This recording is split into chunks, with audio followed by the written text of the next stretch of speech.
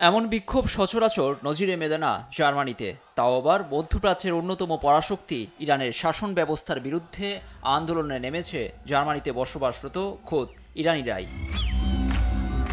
নারী পুরুষসহ ৫,০০০-এর বেশি মানুষ এতে অংশ নেন, যাদের বেশিরভাগই ইরান থেকে নির্বাসিত। ইরানের পতাকা হাতে নিয়ে খামেনি সরকারের ব্যবস্থার বিরুদ্ধে স্লোগান দেন বিক্ষুব্ধরা। আজকের এই আন্দোলন ইউরোপে বড় ঘটনা। এটি স্পষ্ট বার্তা দেয় যে বিশ্ব ইরানের নিপীড়িত জনগণের পাশে আছে। পিপলস মুজাহিদিনী অর্গানাইজেশন অফ ইরান এই সংগঠনটির ডাকে শনিবার রাজপথে বেরিয়ে আসেন হাজার হাজার মানুষ।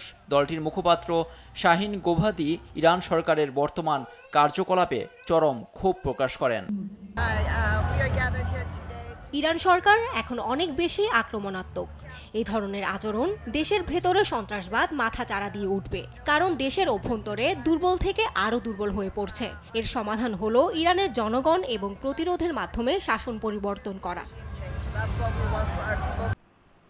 শুক্রবারের প্রেসিডেন্ট নির্বাচনে ভোট পড়েছে মাত্র 40%, যা 1979 সালের বিপ্লবের পর এবারের প্রেসিডেন্ট নির্বাচনেই সবচেয়ে কম ভোট। বিষয়টিকে খুব একটা ভালোভাবে দেখছেন না সাধারণ মানুষ। ভোট গণনায়ও হাড্ডাহাড্ডি লড়াই দেখা গেছে। কোনো প্রার্থী এককভাবে 50% ভোট না পাওয়ায় আগামী 5 জুলাই দ্বিতীয় দফায় নির্বাচন। দ্বিতীয় দফার প্রেসিডেন্ট নির্বাচনের প্রার্থী এখন 2 জন। তারা হলেন সংস্কারপন্থী আইন প্রণেতা ও সাবেক স্বাস্থ্যমন্ত্রী মাসুদ পেজেকশিয়ান এবং কট্টরপন্থী ও দেশটির সর্বোচ্চ নেতা খামেনির অনুগত হিসেবে পরিচিত সাইদ জালিলি। প্রথম দফার ভোটে মাসুদ এগিয়ে থাকলেও ধারণা করা হচ্ছে জালিলি হতে পারেন পরবর্তী প্রেসিডেন্ট। লুৎফর কবির, নিউজ ডেস্ক, দেশ টিভি।